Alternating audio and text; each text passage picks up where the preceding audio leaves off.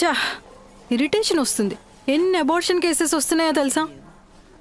Anyway నాయిని, do you want go for this abortion? Unplanned pregnancy, తెలియకుండా pregnancy వచ్చేసింది, ఇప్పుడు మేము రెడీగా లేదు, ఎలా అని చాలామంది వచ్చి అడుగుతారు. అబార్షన్ చేసుకోవాలా వద్దా, సేఫ్ ఉందా, అబార్షన్ చేసుకుంటే మళ్ళీ నాకు పిల్లలు తర్వాత పుట్టరా, ఇవన్నీ కామన్ క్వశ్చన్స్ అన్నమాట. So as a doctor first prevention is better than cure అండి. ప్రెగ్నెన్సీ వద్దన్నప్పుడు ఎన్నో మెథడ్స్ ఉంటాయి ప్లాన్ చేసుకోవటానికి. కాంట్రాసెప్షన్ అంటాం. ఫస్ట్ కాంట్రాసెప్షన్ ఏంటి?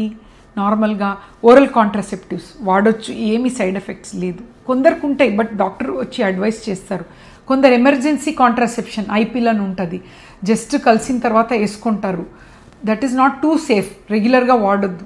బ్యారియర్ మెథడ్ లైక్ కాండమ్స్ ఇవన్నీ వాడొచ్చు. But end of the day ఇవన్నీ వాడకుండా సడన్గా ప్రెగ్నెన్సీ వచ్చింది, అబార్ట్ చేసుకోవాలి అన్నప్పుడు డాక్టర్ దగ్గర వెళ్ళండి ప్లీజ్. ఆన్ కౌంటర్ వచ్చే ట్యాబ్లెట్స్ తీసుకొని అది సగం బేబీ వెళ్ళిపోతాయి, సగం ఉండిపోతుంది, ఇన్ఫెక్షన్ అవుతుంది ట్యూబ్స్లో, ఇవన్నీ వద్దు.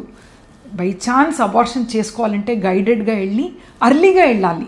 ఎందుకు అంటే జస్ట్ ప్రెగ్నెన్సీ నెల దాటిందనుకోండి, వెంటనే వెళ్తే ప్రెగ్నెన్సీ అనేది 6 వారాల ముందు ఉంటే ట్యాబ్లెట్స్తోనే అబార్ట్ అయిపోతుంది.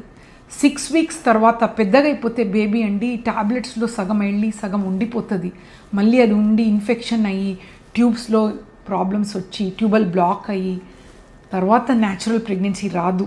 మొన్నే ఒక పేషెంట్ వచ్చారు, ఇలా 2 అబార్షన్ చేయించుకున్నారు, ట్యూబ్స్ బ్లాక్ అయిపోయింది, 10 years బాధపడుతున్నారు, మళ్ళీ ఐవీఎఫ్లో వచ్చింది. ఇలాంటి మేము చాలా చూస్తాం.